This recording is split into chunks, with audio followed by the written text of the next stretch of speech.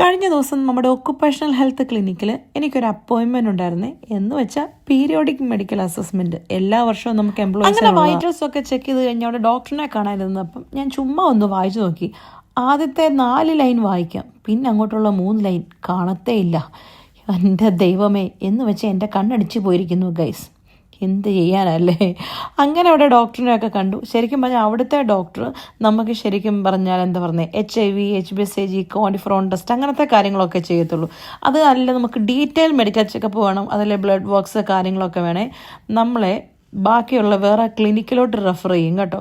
അങ്ങനെ എനിക്ക് റെഫറൽ പോയി ഫാമിലി മെഡിസിനിൽ. എന്ന് വെച്ചാൽ എന്നെ കണ്ടപ്പോഴേ ഡോക്ടർക്ക് തോന്നി തിന്നിട്ട് എല്ലിനിടയിൽ കുത്തുന്ന ടീമാണ്. തടി കണ്ടപ്പോഴേ മനസ്സിലായി കാണും എല്ലാ സാധനവും ഉണ്ടെന്ന്.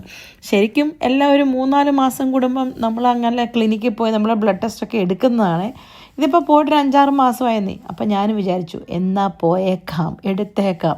കുറേ ആയില്ലേ നാട്ടിലൊക്കെ ചെന്ന് വലിച്ചു വാരി തിന്നല്ലേ. അങ്ങനെ ക്ലിനിക്കിൽ ചെന്നു, ഡോക്ടറിനെ കണ്ടു. ഡോക്ടർ കണ്ടടച്ചാണ്ട് ബ്ലഡ് ടെസ്റ്റ് മൊത്തം എഴുതി. കൊളസ്ട്രോളും ഷുഗറും ലിവർ ഫങ്ഷൻ ടെസ്റ്റും എന്ന് വേണ്ട മാമോഗ്രാം തൊട്ട് ഫിറ്റ് ടെസ്റ്റ് തൊട്ട് അങ്ങനെ അങ്ങ് പോയി. എല്ലാം എഴുതട്ടെന്നേ. നമുക്ക് നോക്കുന്ന ചിലവല്ലേ ഉള്ളൂ അല്ലേ, ചിലവില്ല കേട്ടോ. ഇവിടുത്തെ ഒരു പ്രത്യേകത എന്ന് പറഞ്ഞാൽ ഇവിടെ നമുക്ക് എല്ലാ ടെസ്റ്റും ഫ്രീയാണ്. നമ്മുടെ എന്താ പറയുന്നത്, മറ്റുള്ള കൺട്രീസിലെ പോലെയല്ല.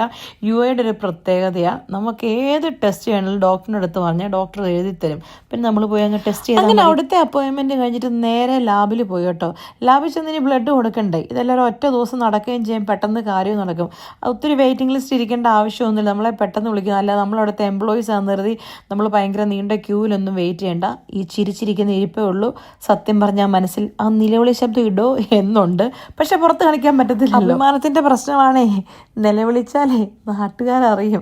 അപ്പോൾ പിന്നെ മസിൽ പെരുപ്പിച്ചിരിക്കാം, ഒരു കുഴപ്പമില്ല, ആരും അറിയില്ല. ഡോക്ടറിനോട് കണ്ടകടച്ചാണ്ട് ടെസ്റ്റ് എല്ലാം എഴുതിക്കോളാം. ഇത്രയും ചോര ഊറ്റൊന്നും വിചാരിച്ചില്ല. കള്ളിയും കാട്ടുനീര് പോലും ഇതുപോലെ ചോര ഊറ്റത്തില്ല. എന്നാണെങ്കിലും പെട്ടുപോയില്ലല്ലേ, ഇനി ഇരുന്ന് കൊടുക്കുക തന്നെ. അങ്ങനെ ചോരയൊക്കെ ഊറ്റി. അപ്പോൾ ശരി, എന്നാൽ പോയേച്ചും വരാം.